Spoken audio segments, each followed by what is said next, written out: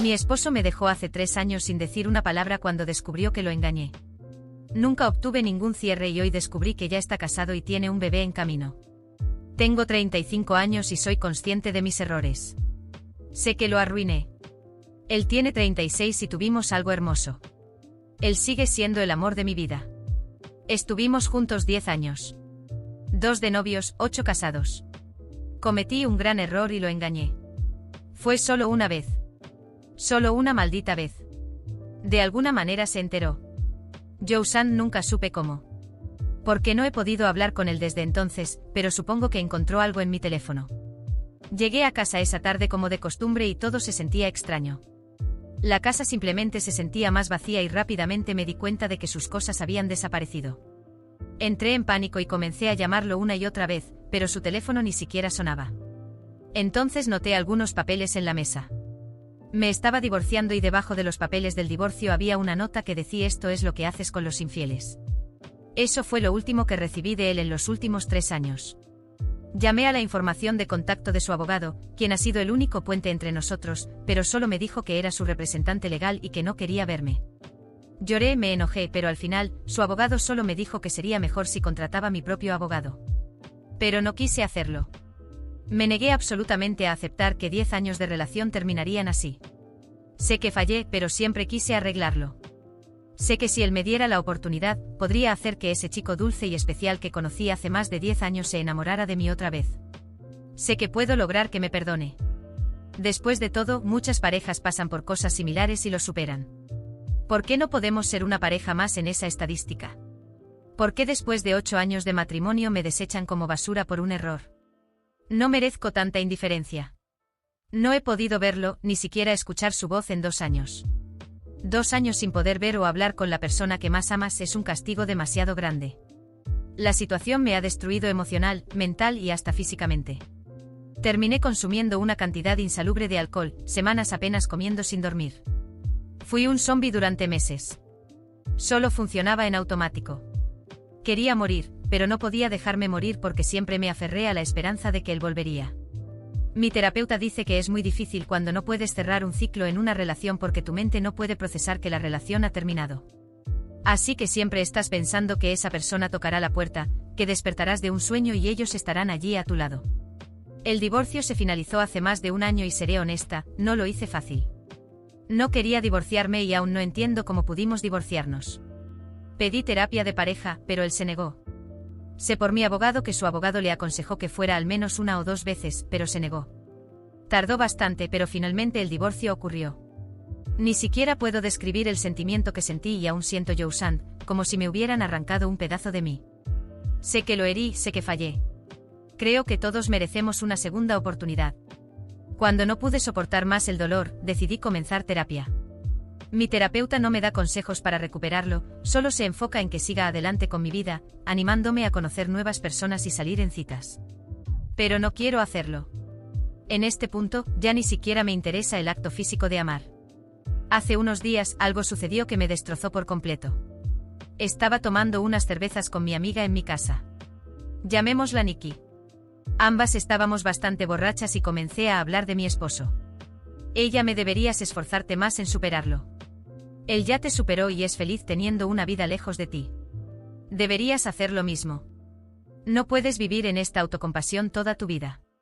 Algo en sus palabras me afectó, pero no de la forma en que ella esperaba. Hablaba con mucha confianza de que mi esposo ya me había superado y era feliz ahora. ¿Cómo lo sabe? En ese momento me enojé y comencé a presionarla para que hablara. Ella se negó. La presioné todo lo que pude, lloré y le rogué que me dijera si sabía algo. Necesitaba saber algo de él. Finalmente me dijo que su esposo ha estado en contacto con mi esposo durante el último año. Eran grandes amigos y recuerdo que él estaba muy triste por perder el contacto con mi esposo. A partir de ese momento, algo dentro de mí se rompió. El vacío se transformó en una obsesión ardiente. No podía creer que él me hubiera superado. Él era mío. Todo lo que vivimos juntos no podía haber sido barrido bajo la alfombra, como si nunca hubiera existido. Durante 10 años construimos una vida, sueños y momentos. Cometí un error, sí, pero ¿acaso él no veía que aún éramos una sola persona? Él seguía siendo el amor de mi vida. Y no iba a rendirme. No sin luchar. Él me pertenecía. Esa noche fue un parteaguas. No podía dormir. Todo lo que Nicky me contó me carcomía por dentro y la idea de que él fuera feliz con otra mujer, comenzando una nueva vida, era insoportable. Las lágrimas no dejaban de rodar por mi rostro, pero de repente, algo más oscuro se apoderó de mí. Los celos, la ira y la obsesión se mezclaron de tal manera que apenas podía razonar. Pasé las semanas siguientes siguiendo cada pista que tenía sobre él. Esperé horas frente al antiguo apartamento. Fui al barrio donde sabía que vivía ahora, observando las ventanas de las casas, tratando de descubrir cuál era la nueva. Comencé a hacer anotaciones obsesivas, tratando de calcular su rutina. ¿A dónde iba? ¿Qué hacía? ¿Con quién hablaba? Necesitaba una brecha, un momento en el que él estuviera solo. Solo quería hablar con él. Hacer que me escuchara. Nicky comenzó a alejarse de mí. Sus mensajes se hicieron menos frecuentes, y cuando nos encontrábamos, siempre tenía una excusa para irse rápido. Sabía que era porque ella notaba cuánto estaba consumida por la situación. Pero no me importaba. Lo que importaba era él. Un día, después de semanas de espionaje, finalmente lo vi. Salía de una cafetería con esa mujer, la otra, la intrusa. Ella estaba embarazada, llevando un brillo que yo nunca más tuve. Mi corazón comenzó a latir tan fuerte que pensé que me iba a desmayar. Era una visión dolorosa, pero al mismo tiempo, despertó algo oscuro dentro de mí. Ella no podía tenerlo. Necesitaba acabar con eso. Los seguí hasta el coche manteniendo una distancia segura. Cuando entraron al vehículo y salieron, mi impulso fue seguirlos. Estaba decidido a descubrir todo sobre esa mujer. ¿Quién era ella? ¿Cómo había conseguido lo que yo ya no podía? Necesitaba arruinar su relación. Quería que ella sintiera lo mismo que yo sentía. Que supiera que él era mío, y siempre lo sería. Al día siguiente comencé a investigar su vida. Encontré su nombre en las redes sociales y lo escudriñé todo. Descubrí dónde trabajaba, con quién convivía, los lugares que frecuentaba. Cada pedazo de información me daba más control sobre ella. Planeaba socavar cada parte de su felicidad, comenzando por las cosas pequeñas. Primero, llamé a su trabajo y comencé a esparcir rumores, anónimos por supuesto. Cosas simples, lo suficiente para sembrar desconfianza. Luego intenté un enfoque más directo. Envié mensajes desde números desconocidos, insinuaciones sobre cómo no sabía realmente quién era el hombre que estaba a su lado. Me divertía viendo cómo las cosas comenzaban a desarrollarse. Quería que ella sintiera la misma incomodidad que yo sentía todos los días. Pero no era suficiente. Quería más. Me acerqué más y más a su vida. Comencé a frecuentar los mismos lugares que ella, observándola desde lejos mientras hacía compras o tomaba café con amigas. Cada momento era un tormento, pero también un combustible para mi odio y mi obsesión. Y fue entonces cuando cometí mi error fatal. Un día, en un ataque de celos y desesperación, decidí confrontar a la mujer directamente. Fui a su casa. Estacioné en la esquina y esperé a que ella saliera para su caminata matutina, que ahora sabía era una parte regular de su rutina. Cuando la vi salir, me acerqué tratando de parecer casual. Pero la adrenalina corría por mi cuerpo, y tan pronto como nos cruzamos exploté. ¿Sabes quién soy?, pregunté, mi voz cargada de desprecio. Ella me miró confundida y asustada, pero no dijo nada. Soy la exesposa de él. El verdadero amor de su vida. Todo esto que crees que tienes con él no es nada comparado con lo que nosotros tuvimos. Ella dio un paso atrás, tratando de alejarse, pero yo no retrocedí. Me quedé frente a ella, mirando directamente su barriga hinchada de embarazo. Eso me disgustaba. Lo que debería haber sido mío ahora era suyo. Nunca serás lo que yo fui para él. Nunca podrás reemplazar lo que tuvimos. Ella finalmente abrió la boca para decir algo, pero antes de que pudiera, continué, eres solo un pasatiempo. Él está contigo porque cometí un error, pero él todavía me ama. Nunca te amará como me amó a mí. Él es mío. ¿Crees que ese bebé lo va a mantener? No lo conoces como yo lo conozco. Ella comenzó a llorar y, en ese momento, sentí una satisfacción enfermiza. La había herido. Pero luego algo terrible ocurrió. No sabía que él estaba viendo todo. Él estaba parado en la puerta de su casa, observando la escena. Sus ojos no tenían el menor rastro de amor o arrepentimiento. Solo desprecio. Vete, dijo su voz baja pero firme.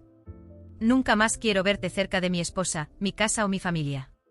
Hiciste tu elección y ahora estás pagando el precio. Pero nosotros todavía podemos, comencé a balbucear, la desesperación subiendo por mi garganta. No.